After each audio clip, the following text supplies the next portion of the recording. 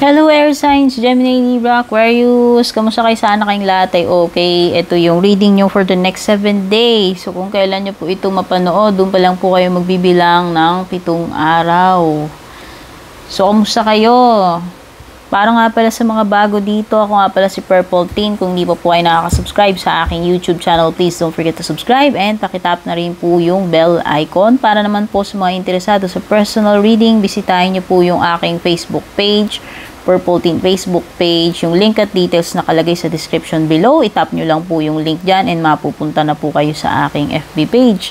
Kung gusto nyo po mag-inquire or mag-book, ay mag-PM lang po kayo doon sa aking FB page. Okay. Tignan na natin itong mga energies na paparating sa inyo, Gemini, Libra, Aquarius, Air Signs.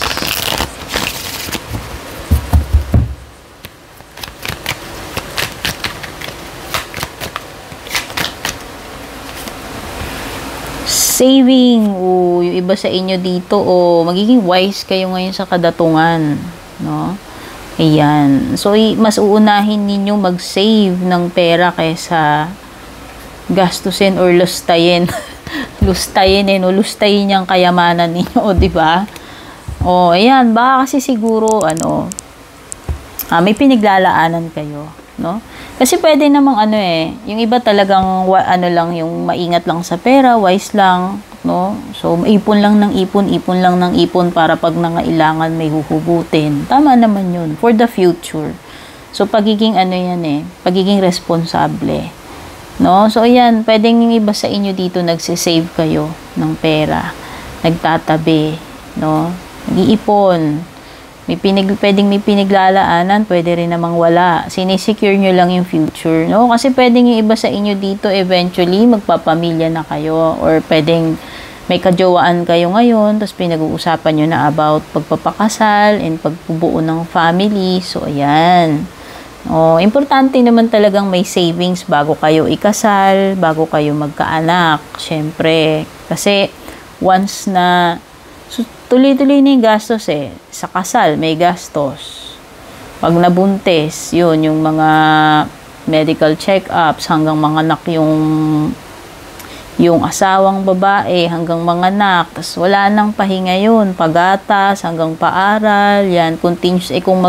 Kung dadagdagan mo pa yung anak mo, di patong-patong, di ba? So, ayan. Wala pa yung mga ibang mo dyan, yung mga medical, o kung may nagkasakit, dapat may insurance, yung mga ganyan-ganyan. So, ayan.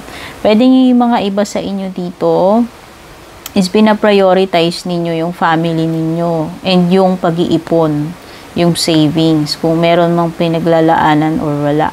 No? So, basta ipon, no?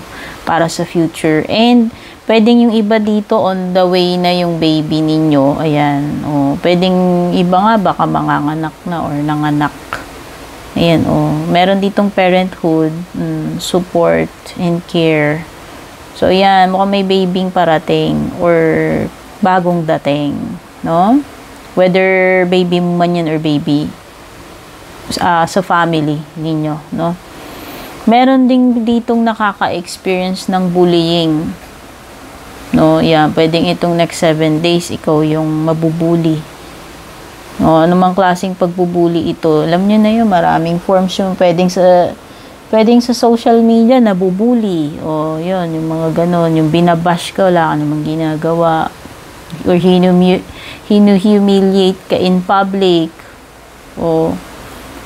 Basta, ayun nga lang minamarites ka, parang binubuli ka na rin nun So, ayan, pwedeng iba sa inyo dito, yan, ma-encounter ninyo yung pagbubuli.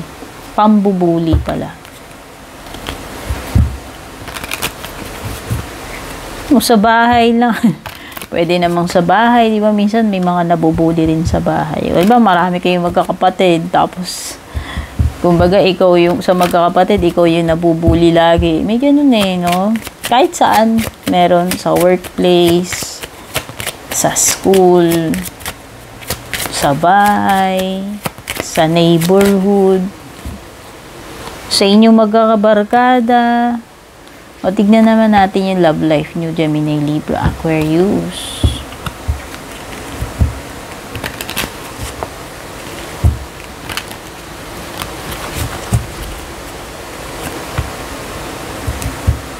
Okay. So, nakikita ko dito, you have to make the effort daw. O, sa love life mo. Mukhang ikaw, yung kung dapat mag-effort. Ayan. Kung talagang interesado ka daw dito sa person na to, kailangan ikaw gumawa ka rin ng effort. No? Hindi lang itong person na to. So, ayan. You have to make an effort this time. Air signs. Ayan, no? Great love is worth taking the steps you're guided to take. Ayan, kasi meron ditong talking eh. Oh, interested, conversing more, awaited message arrives, text call. So, ayan, pwedeng iba sa inyo dito. Kung hindi man ikaw yung kailangan mag-make ng effort yun, siguro baka iniisip mo, aba, dapat mag-effort naman sa'yo tong person na to. No? So, kasi pwedeng energy ni person mo, pwedeng energy mo yan. Okay? So, yan. Kung hindi ikaw yung dapat mag-effort, siya naman yung nag-e-expect ka na dapat nag-e-effort siya sa'yo. No? And then yan, expect mo na makaka-receive ka dito ng text, call, email. O yan, basta meron mangyayaring communication, pag-uusap. Pwedeng makikita kayo, mag-uusap kayo, pwedeng tatawagan ka niya. Yan, no? So, expect na may talkies between you and this person.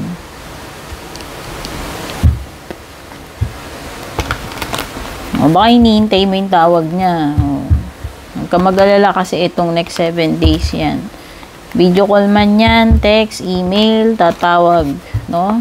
Ibig sabihin, makakapag-usap kayo. Magpaparamdam yung isa sa inyo. Kung hindi man ikaw siya, no?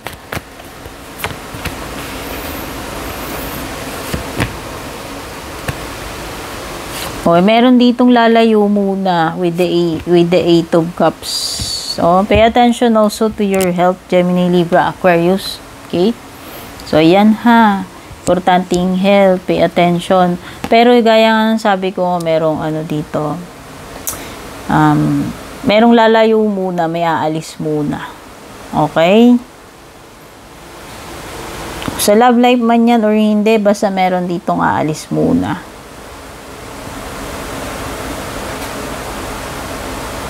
Magwo-walk out. O, ayan. Baka may biglang mag-walk out dyan. Ikaw o kung sino man. No?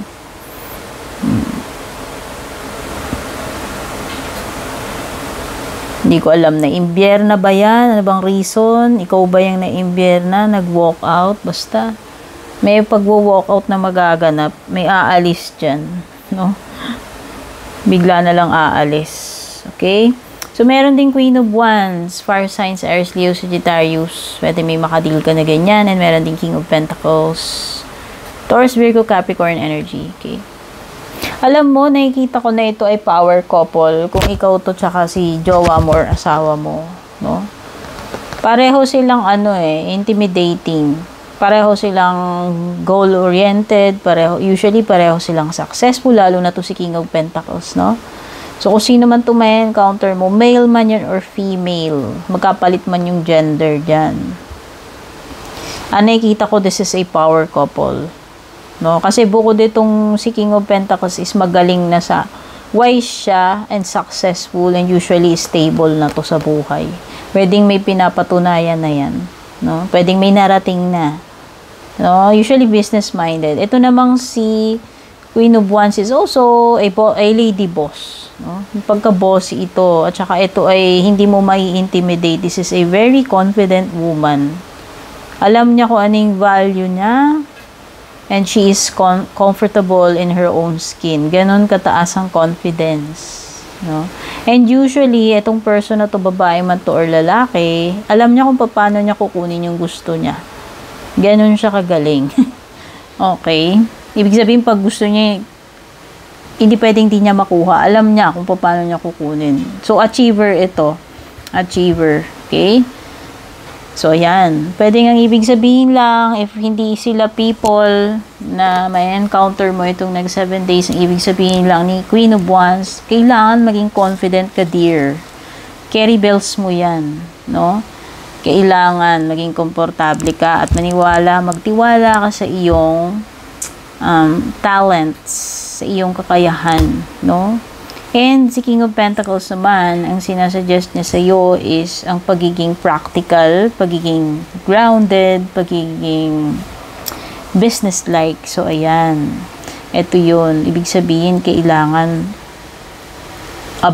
sa panahon ngayon, wala nang libre. Parang ganun. Yung sinasabi ni King of Pentacles. O, diba? So, ayan. Meron ka ring Two of Pentacles. Ang ibig sabihin ito is you will be very busy itong next 7 days. No? Nagja-juggling act ka dito. No? Pwedeng iba sa inyo dito magkakasabay itong dalawang commitments ninyo at maninimbang kayo. Or pwedeng hindi nyo gawin pareho.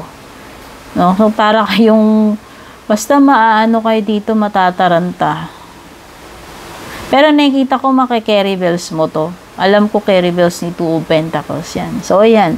Pwede rin naman na meron kayong pagdedesisyonan, mamimili kayo between dalawang bagay. Okay? Ito yun. Pagdating sa financial, okay lang. Swax lang. Ibig sabihin lang nito is walang excess at hindi rin naman kapos. No? Basta marunong kang, alam mo yun, marunong kang balansehin, hindi ka naman mapapautang dito. Yun lang yung sinasabi ni Two of Pentacles. Okay?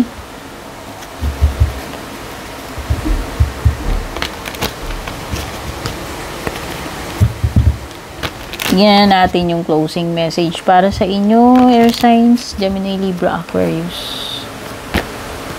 Big happy changes. Oh, ganda. Air signs. Oh, kung nag-expect ka ng pagbabago, ito, magaganda at malaking pagbabago yung paparating sa iyo.